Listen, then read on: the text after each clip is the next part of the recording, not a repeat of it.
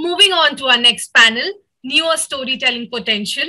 This panel will be moderated by Kapil Arora, CEO and co-chairman 82.5 Communications, and joining him are Anjana Ghosh, Director Marketing and Business Development Bisleri International, Rajesh Krishnamurthy, Business Director Consumer Products Division Himalaya Wellness Company, and Ruchika Gupta, CMO Luminous Power Technologies. Over to you all. Lovely. Good afternoon, everybody. Thank you so much, Anjana, Ruchika, and Rajesh for joining me this morning, for taking some time out on this one. Naturally, it's such a wonderful topic, not just from a conversation perspective. I'm also looking at it as an excuse to get in touch with all of you guys on a face-to-face basis. I can't wait to do this in person in some time as well. Today, we're talking about the whole power of storytelling and its potential.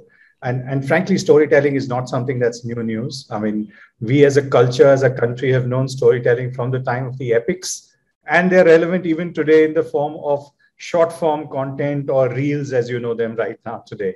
And I'm sure as seasoned marketers, each of you have had your own journeys with storytelling. So if you could just share, and starting in Anjana, if you could share what has been your learning in the world of storytelling along your career? I think, as we all know, that storytelling is an eminent part of communicating, strategies and product values to the consumer. And specifically in our category, unfortunately, it's the most low involvement category. Hence, communicating with the consumer has been always a challenge as to what do I tell the consumer, why should he buy the product? Because water, after all, is water. And I can't say my water is better than somebody else's water, because ultimately it is bottled and sealed, and the perception is that all are same. So that's been always a challenge. 15 years, more than 15 years that I have been with the brand, every campaign that we thought of, and we had to do something which is disruptive. And I don't think we have been as successful in the past as we have been in the current to just try to communicate the message in a different way. Because I think in the past we took the conventional part of saying, okay, you must Bisleri 500 campaigns, etc. But I think what we could do now with the Camel ad, that really shook, because that's the exact message that we wanted to give to the consumer. Because when you ask for Bisleri, it's the retailer who actually influences your decision and passes on something on which he gets more margin, and as a consumer you don't realize it. So I think these has been the nuances of our business, and of course, we have tried in all ways to, come and, tell the consumer as to what is the message that the brand wants to give. But yes, as I said, again, every campaign is challenge for us. Ki kya bole consumer se at the end, jo sune. And there is a reality to our business. As I said, there's a low involvement. Consumer really doesn't, it's impulse. So of course, somehow we have been successful all these years because we are the only brand who also advertise in this category.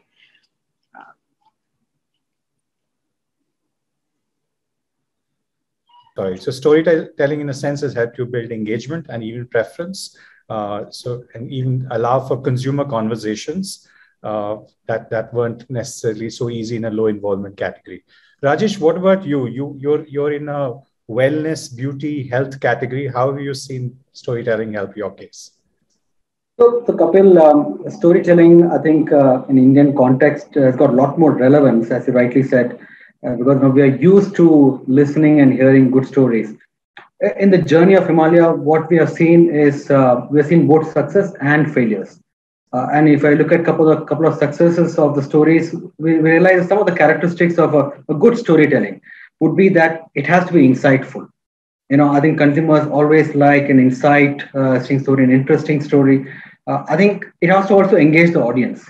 We have seen a neem face wash or any other commercial. It engages the audience over a period of time, and it has to be consistent. I think if you look at the Mahabharata, Ramayana, and all the stuff, it is a certain amount of consistency which is overall there, and that has to happen. And we have seen that going into the brand. And last but not the least, it has to evolve and evolve with the way the things are changing in the environment, evolve with the way the consumer trends are changing. I think in the current context, if you look at it in the last 5 years or 10 years, the market has changed so much that the need for the brand to be in touch with the surrounding environment has become very important. You know, in the journey of building a brand story and being consistent, I think one should not lose the fast-changing economic dynamic consumer trend which is happening. Otherwise, it becomes very irrelevant. I think some of the areas where we had failures in some of the brand journeys is areas where, if you look back, you would say that the story was not very strong, the insights were not very strong, and more importantly, I think it was not well funded. Some of the ideas were great, but were not well supported over a long period of time. We lost our patience. You know, we didn't see success initially, and we said, let's drop the ball. So I think it's a mix of many things which really made a great story of another brand. Lovely. Consistency and patience are two words we don't listen to very often from marketers. Thank you for that. Ruchika, you work in the home category. Sorry, yes, Anjana, you were saying something. Because marketeers are also under a lot of pressure of delivering. So yes. I think that's where we all wish that things are consistently kept along with the brand so that the communication hits the consumer. That's absolutely all the marketeers' challenge is the same, that your ad has to deliver. Ruchika, what about delivery at your end in the home category, in lighting, in solar, in battery powers? What has been your experience? So Kapil, unfortunately or fortunately, let me first be, hand on heart, the role that advertising plays in our categories are also different, right? Between Anjana, Rajesh and me itself, what is the role that category advertising is playing itself is different. So for us, the role that the advertising is playing is not necessarily in the awareness zone, because as a brand, we're already, pretty well known and everything, but it was always meant to provoke or give a little bit of a difference of information about what people already know about Luminous. So for example, when we, made this whole Nazar Uthao campaign for fans, it was meant to come from a point to provoke people into sitting up and saying, oh, okay, Luminous is into fans also. So the purpose of advertising itself was extremely different. I think it did use the whole storytelling methodology of provocation or of, doing something so different. Okay, fans where Nazar Uthao, everybody married into mobile phones and things like that. But it did very well for us. It got us the kind of association with the category that we desperately wanted.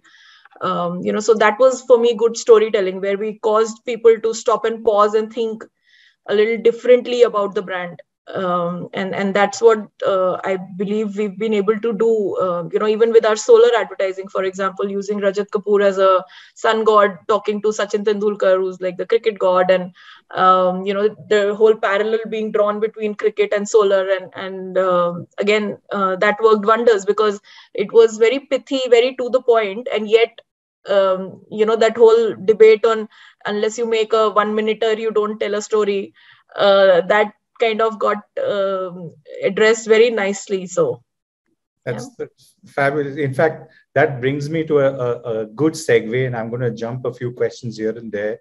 When you speak about 1 minute or shortness, there is a conversation that naturally happens, and especially more so in the last 2 years. We keep talking about attention span becoming shorter and shorter and shorter right now, to the extent that we have some schools which tell you that you need to put your logo up there in the first 5 seconds. Your story needs to be done in 6 seconds. Beyond 10 seconds really is a waste of money. There's a lot of parts there. And then you got the opposite side, where you have Facebook, for example, who does an 8-minute ad as well. Anjana, where are you in that school of thought from a storytelling perspective, especially because you had the camels, which got attention like that? Well, I think things have evolved. I mean, as you said, that India is a country of storytelling, and since the epic times, we have been telling stories. But if you see the formats and the times have, the duration of storytelling has become shorter, and today we are at a stage where probably we have just in seconds to communicate the message. The entire story has to be told in seconds. And that's the challenge all of us face, because in reality, yes, today the minds are preoccupied. You have a mobile phone in hand, you have n number of tasks that you have got to sort of maneuver in the shortest time. So span is a challenge. And yes, we will have got to prepare ourselves to see how best my communication hits the consumer, because if he is for 10 seconds, then maybe I will have got to take his attention on 10 seconds, or say 20 seconds, 30 seconds. And also a large part is played by the message itself, by the creative, how creatively you are communicating, how good your creatives are, and how well you have crafted your message. So that's the key. I think the first 5 seconds is the key to hold the attention. Then if you have been able to hold the attention, then I think even for consumer will stay with you for a minute if you have been able to communicate what he or she wants to hear from you as a brand. And I think that's where the challenge is. The bigger challenges with the creative agencies rather than us marketer to design that I hold the span with 5 seconds. And that's what we have done with our Camel ad. I mean, you all have been part of that whole journey. The first 5 seconds itself, when the camel is walking in, and we have seen that that ad was the first campaign. We also had a 60-second, and everybody stayed through that 1 minute. So that was an achievement for us. So I think everything depends on the way the communication is crafted, the way the creative is designed. And of course, the message, because if message is accepted by the consumer, in our first ad of the shopkeeper, it hit the consumer because that's what the consumer is experiencing day in and day out. That when you ask for Bisleri, something else is given. So that was the most loved ad, and I think yes, we have to prepare ourselves for a shorter span. Agreed. And Rajesh, as a company that needs to operate across so many different verticals and also advertise, how do you manage the balance between media efficiencies and storytelling? So Kapil, we still believe that there is a brand has one USP. The brand has got a value. The brand has a proposition, and I think when the media has fragmented due to the technology evolution or different formats of duration and everything, I think the story still has to be registered. And what we have done is we have taken certain elements of the story and keep it consistent across. For example, the green and white of the Himalaya brand is a consistent story. Somebody sees it, they know it's about Himalaya brand.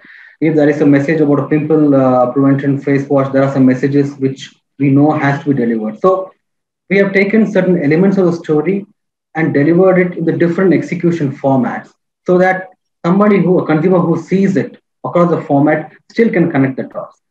I think there has to be a balance between delivering brand awareness and impact, but also making sure that every touch points are connected together. So I think that is a challenge we as a brand marketing, as a company will face, because end of the day, when you go back home, you would have read about 100 messages. There are only a couple of messages which leaves you in your memories. And there are reasons why those messages are at your end. So if you look at it, we'll have to go through this journey. Obviously, the fragmentation has come across. But again, going back to the roots of having the proposition, building upon it, strengthening upon it, and consistently delivering it is the balance which we have to find. Lovely. So these last 2 years, I understand, have been difficult for everybody, most so for marketers as well. They're trying to come to terms with new reality, fixing your entire backend system, your distribution system, production, people, and then consumers as well, and in a demand perspective. At the same time, we've also seen a lot of changes in our categories. Ruchika, you, for example, have seen a lot of more attention being to the home, because now people are operating so much more at home. Are you seeing this new context or the type of consumption of media that is happening right now affecting your storytelling as you go forward? Yes, absolutely. In fact, I mean, I was talking to somebody just yesterday, and we were discussing this whole thing on some of the, I won't take the names on, but some of the controversial ads which have been, kind of in the news in the recent past and then been withdrawn or whatever. And we were just saying that, the definition of home has been redefined. I think this last 20 odd months have redefined how we think of a home, who we think of as family. What do we think of as khushiyan? I mean, our tagline is Khushiyon Ka Ghar, and literally every aspect of our tagline is up for a redefinition, from a storytelling point of view, from a human insight point of view, actually. And that's been one of my biggest, pet subject to talk about, that we shouldn't just keep saying consumer insight all the time. Consumer means for a particular category, but there is a much larger thing of a human insight, right? So a redefinition of home is about all of us as humans. What are we? So, for example, neighbors today have been much more of a family than your own relatives or your own siblings who live in different cities. Lockdown, brought out all these various realities to life, and made the relationships also bring out. So when we are now talking of, using ghar and khushiyan, we're not talking necessarily of those big occasions of a wedding or a like these big celebrations which used to be the milestones of happiness in a family or in a home life. Today we are talking of a good day at home, just everybody safe and sound, is also a reason to celebrate. And that is also khushiyan, and the people you share it with are your neighbors, your immediate family, as you call them now. So I think all of this is playing a huge role in the storytelling, and it should play a huge role, because at the end of the day, marketing is nothing but reflecting the reality of life back to people, right? It is not about creating a fictional world in which we feel that our products need to be consumed. Our products are meant to fit into everyday real life. Yeah. So yeah, I think everything is up for debate and redefinition. Fair. Anjana, you work in an opposite category entirely, where out-of-home consumption was the norm in the past, but the last 2 years has seen that a little bit curtailed. Do you, as people now emerge in slow hiccups, I would call them, around the country, do you see things going absolutely back to normal and its impact on storytelling being the same as before or different? Well, I was just sharing with the panelist earlier, saying that, of course, things are not 100% back to normal. But yes, slowly gearing up to be back to normal. People have started traveling. But I think this pandemic to us was, a kind of a shocker, because, they really shook us up, because we are an essential service. And the 25th of March, the lockdown was implemented. And I think on 1st of April, we received a mandate from the government of India saying you are under essential service, so you can ply and you can supply. But the nightmare that we saw was that, yes, there was need for water. But at the same time, we are so trade dependent. When the trade is closed, we didn't know how to reach the consumer. So that was, I think, the biggest realization we had, that the consumer needs us, but there was no way that I could reach the consumer because I have no data of the consumer. We all go and supply it at the retail end, and the retailer does the last mile delivery, and he knows my consumer, I don't. So that was a shocker to us. And I thought, that's the time when we started, sort of stepping back and saying, okay, supply to karna hai, but kaise? How do I reach the consumer? And that taught us that, direct to home, our vehicles had to be addressed into, localities. And then we started building on our e-com platform seriously. So I think pandemic has also taught us few things, and that will now enable us to start building that last connect with the consumer, which is very, very important. I think that's where we are. And coming back to saying whether things are going to go back to normal, I think yes, things will go back to normal, because we Indians, by culture, does not want to live in shackles. So we like freedom. We like moving around. We like people. We like enjoyment. So I think we will go back to the where we were, and probably the next 2 years will show you that whatever you missed in the last 2 years should be sort of covered up to come back to the basic normal, as we say. So I was right from the beginning, very, very sort of confirm on saying that this will not be the new normal. We will have to go back to the normal. Rajesh, from your product's perspective, we obviously are seeing so much more importance to health and ingredients, etc. in the last 2 years. But at the same time, data points show that beauty products sales have been booming.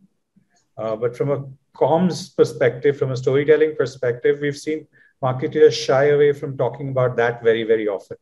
Do you think there is an inherent bias in our minds as marketers, or is there something more at play here? I think, Kapil, I think what we have seen in the last 2 years, I think have brought some significant changes in consumers' mindset. As simple as hand sanitizers and hand wash, which was never a mainstay in a consumer's preference mindset, became a top of the mind. Home hygiene or a lot of hygiene and health became very important to consumers.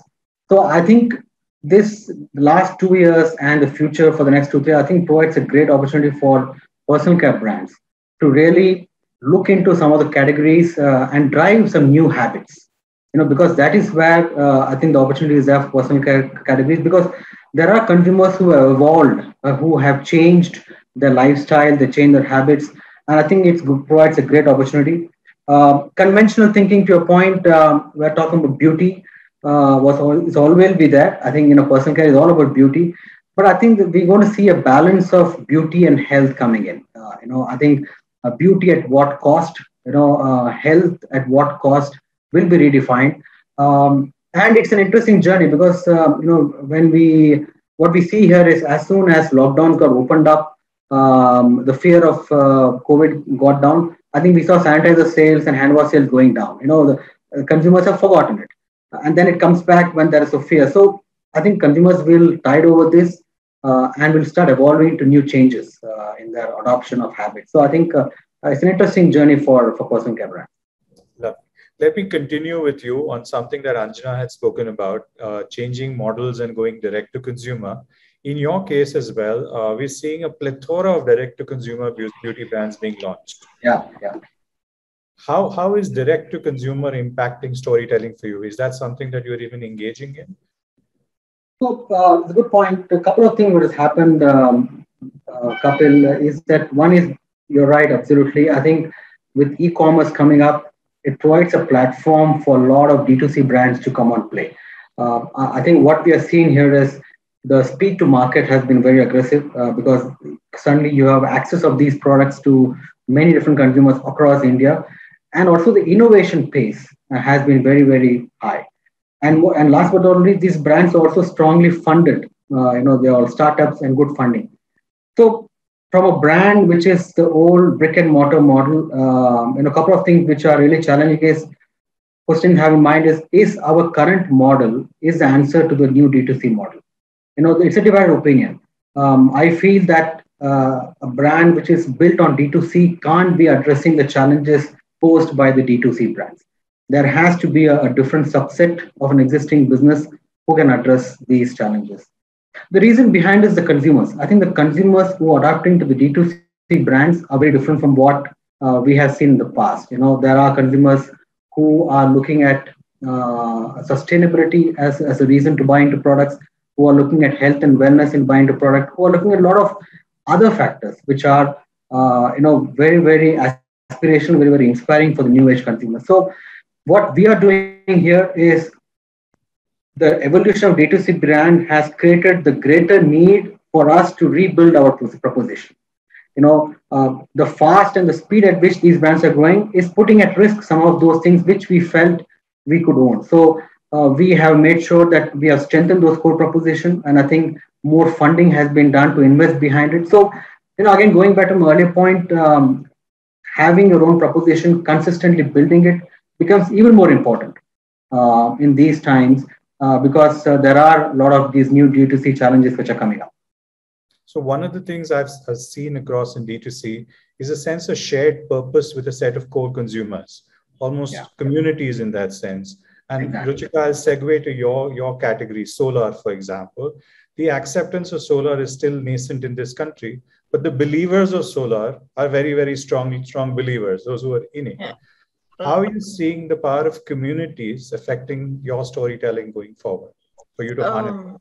I think one of the biggest, tools that is being used and has potential of being used even more strongly has been storytelling in this category for sure.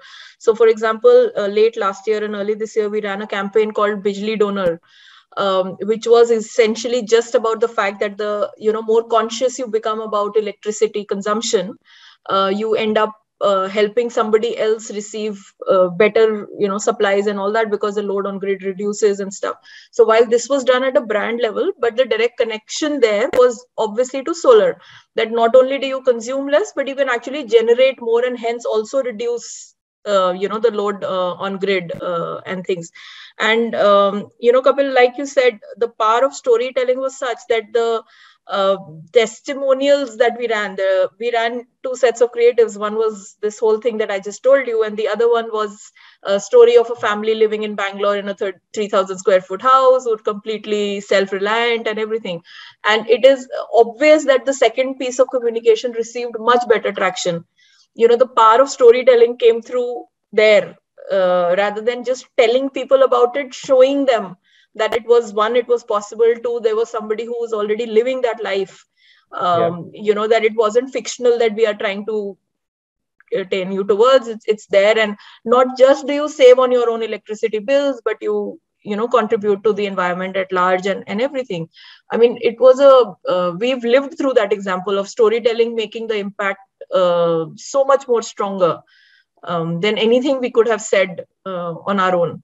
So after that, we actually ended up following it up with a set of testimonials, a set of such testimonials across the country, which received very, very good feedback. And in fact, most of our leads that got generated were people, there were examples of people who were quoting something like we've seen there. I personally got calls in my network after that campaign as well, on saying, okay, I didn't realize I could do it at my farmhouse. I didn't realize I could do it, for a small commercial setup and things like those. So, I mean, I think the power of storytelling is immense. Rather than giving out 10 ads, if I tell one story which actually is real, it just does the job much better. So one of the things I've noticed across categories as well is if your core is strong and you have a shared purpose, then even if consumers or communities take over your story, they're able to do justice to it a little better than what you would probably think can be done. But if that is disaggregated, then the next part of our discussion, where a marketeer's dream, wherein when consumers take your story and start make it their own, is a marketeer's dream. And we've seen wonderful examples, Bullet, Amul, etc. in the past. Yeah, but when that is not in our control, it can go horribly wrong as well. Maybe like in recent past, we've seen Tanishq, or more recently Fab India, etc. Anjana, what is your views on this in lack of control and yet having control over the narrative in storytelling on your brands? I have a view on it that as brands, and specifically national brands like us and a legacy brand like us, we have a larger responsibility. And for us to stay neutral on such opinionated opinions and views, I think that's the biggest responsibility that the brand should carry. Because yes, ideally in a democracy, nothing is wrong, nothing is right. And the problem starts when the brand starts, sort of taking certain views and giving a weight to the view. And then, of course, there is a backslash. If you remain neutral, I think that's where your stories are picked up, because and stories will be picked up only if the message is for larger audience and you are neutral. I mean, you are not getting specifically into one zone and saying, okay, this is what I support and this is something which I don't support. I think that's where the problem begins on such issues like a Tanishq or a Fab India. So the moment you remain neutral and you are addressing the larger developmental aspect of the consumer's well-being in general, that really helps the brand. And we specifically have always kept ourselves away from getting into, influencing an opinion and carrying forward as a brand story. So we very strongly live by that, because we feel, yes, a brand has a larger role. I think we are the one who's supposed to neutralize things and not sort of side an opinion and say, okay, this is right, I'm supporting, this is wrong, I'm not supporting. So my view would be that we should neutralize. It's a very balanced point of view. Rajesh, what about you? What do you feel about letting go control of the story to the hands of your consumers? Yeah, I think, Kapil, the ownership of everything has expanded, and I think we have to accept it. But I feel the ownership should not be lost. I think every brand manager, every brand leader, owner has taken a lot of investment resources to build a brand. So I think there needs to be a monitoring, and we have put in place where even though we invest in digital social platform, we have put in place checks and balances wherein when we realize that a certain conversation around the brand is going little weird beyond the expectations, we take control of it and make sure the conversations are stopped. Because I think 1%, 2% of the consumers who are making or spreading this conversation should not be impacting the other 98% of the conversation. So I think we have accepted the fact that ownership is widespread, but I think we should own control of the brand story. The second thing I would say is the world has become very sensitive. And I think we have seen, Ruchika talked about a couple of instances in the last 1 week. And it has become, even in the ICC World Cup, we have seen sensitive topics coming up. So I think as a brand, we should be aware of the sensitivity which is there and probably avoid, and definitely Himalaya being a brand and being its certain values and ethos, what we have, we try to avoid references to certain sensitive issues because I think when you refer to sensitive issues is where you're creating conversations, unhealthy conversations. So I think it has to be monitored, it has to be balanced and disciplined while opening up the ownership of that. Okay. Ruchika, you look like you have a strong point of view on this as well, considering you've had some conversations on this in the past. Personally, all kinds of strong points, yes. But I'm in complete agreement with Rajesh. And I think the only point I would like to just add on is that, a brand shouldn't court controversy for the sake of getting more famous. Because infamous is also famous, right? Just because you get into news or you get free press or things like that. And that has happened in a few cases where, as a marketer also, you've looked at certain pieces of communication and wondered why is this brand talking about a topic like this where it doesn't really, iska lena dena nahi hai kuch aapas mein. So I would just simply say that I feel very strongly that for me, my target audience has to be at the heart of it. So if it is an issue which my target audience resonates with, and I have a point of view from the brand on it, I can talk about it. But if it is something that, for me, for example, Luminous is a very, very mass middle class brand. That's the TG that I am talking to, on a daily basis, in and out. That's where 90% of my business comes from. Tomorrow, I suddenly start talking about an issue or a topic which 90% of it has, they don't have any connect on it. And I'm doing it for the sake of, because on social media, it's in the buzz, or it's on, it's a trending topic. Or something like that. Then I'm just stretching it. I'm just trying to belong in a place where, it not necessarily it's a place for my brand. And I shouldn't, as a marketer, should be brave enough to say that this is not a forum, or this is not a topic, that I have any role to play in. Why should I? On the other hand, a topic like, for example, environment, which is a much larger topic than what a solar has any, kind of contribution towards. But pushing a topic like that works extremely well, and there, if it means that I have to stretch, the topic to an extent that it means that, are you then challenging your own consumption patterns, or are you challenging your own product categories and all that, then yes, there should be a thought out, course chosen.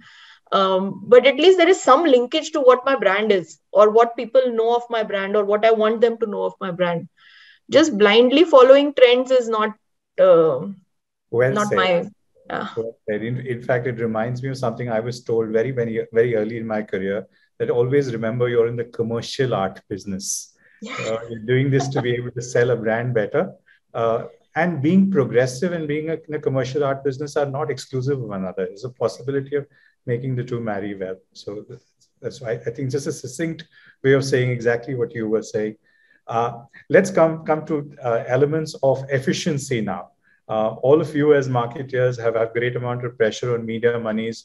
And today there's so much jargon, reality, everything in place, whether it's attribution, whether it's AI playing, whether it's multiple cohorts in play.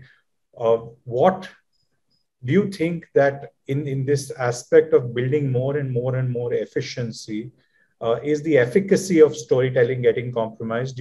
Or in your experience on your businesses, are you seeing the two of them come together efficiently somewhere? If any of you can take this. I think this is going to be a debate which I can't imagine it ending anytime soon, honestly, because this is like one of those scenarios where every production cost is too much and every media cost is too much, and we could have done, like 10,000 other things in the same monies. But I do feel that, storytelling and quality of production sometimes in a lot of ways go hand in hand. Because if you don't come across as an authentic piece of communication, and which a shoddily done production can kind of raise question marks on, that is not going to do justice to your brand, whatever amount of media you may spend behind it as well. So from that point of view, it has to be there. However, creating an absolutely fantastic piece of communication and then kind of keeping it to yourself as the best kept secret, and not spending enough media monies behind it is also not, the way to handle it. So yes, unfortunately, balance has to be struck. In some campaigns, you would, kind of go towards maybe production a little more, or quality of storytelling, or investing in storytelling a little more. And in some ones, you won't. Lovely. I can see one of our hosts, Nehal, is there. She's popped up. I think she's almost like that virtual clock to tell me that, you know what, your time is nearly up. So let me actually then wind up towards the last piece, where I'd like to ask each one of you. I think change, it's a great teacher to all of us, right? And these 2 years have been the most massive change we've seen personally and professionally, perhaps in our lifetimes. So Anjana, if you could start with you. If you were to do one thing differently, going back into the new normal, if I can term it that at all, what would it be? As I said, the biggest miss that we realized was the last mile connect.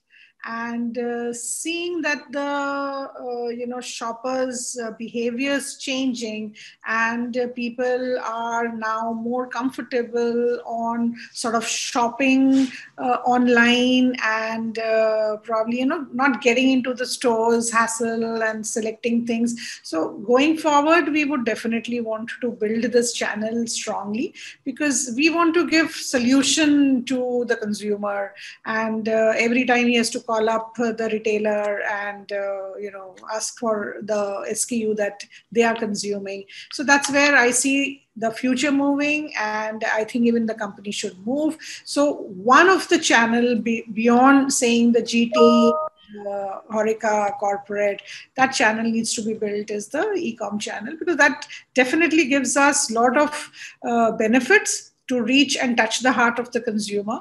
Because in our category, which is a mass category, most of the time the trade also dictates a lot of, has an influence on the consumer and dictates terms to the brand. So this probably gives us the lever to reach the consumer directly. So moving forward and taking a cue from the pandemic, I think e-com is something which we would seriously want to build as a fifth channel now. Lovely. Rajesh? Kapil, I think what we would do is creating a strong purpose for the brand. Creating a strong purpose and creating a strong purpose for the different stakeholders. And I think that is what would keep all of them united. And this purpose should be something which gives back consumers positivity, hope, optimism, and making their life wonderful. So I think that's something which I would say we want to go back and do that much better. Lovely. Ruchika? I think completely on the opposite side of Anjana, where we already know that the retailers are the biggest stakeholders for us, and we were able to do a fair bit of channel engagement, but that was purely between the company and the channel. But what we should have done much faster, much more robustly, would have been digitizing the channel itself, on helping them reach to their consumers, so something like which enables a shopkeeper, when he's the one who's facing the biggest brunt by the shops being shut, how it allows him to sell to his own network of consumers and in his areas and all that. There are lots and lots of last mile tools now available with technology. I just wish we had woken up to them and implemented them much earlier. Well, thank you so much, each one of you. I think the lovely part about this conversation, actually there are two parts. The first is, it was so refreshing to hear all of you bare your hearts out. I don't think you held back on anything. And that'll be great for our listeners as well, because I'm sure a lot of them are grappling with similar situations in their own marketing journeys as well. And the second part has been that this conversation is so interesting. I can go on this for another couple of hours. I don't know about you, but I don't think Nehal and Adgali would appreciate that very much. So for now, I'd like to just wrap up by saying thank you so much, Anjana. Thank you so much, Rajesh. Thank you so much, Ruchika, for taking the time and actually kind of letting us know a little peek into your minds. Thank you. Thank you, Kapil. Thank you very much. And thank you. Nice to meet you, Anjana. Yeah. Thank you. Thank you so much, panelists, for this wonderful discussion.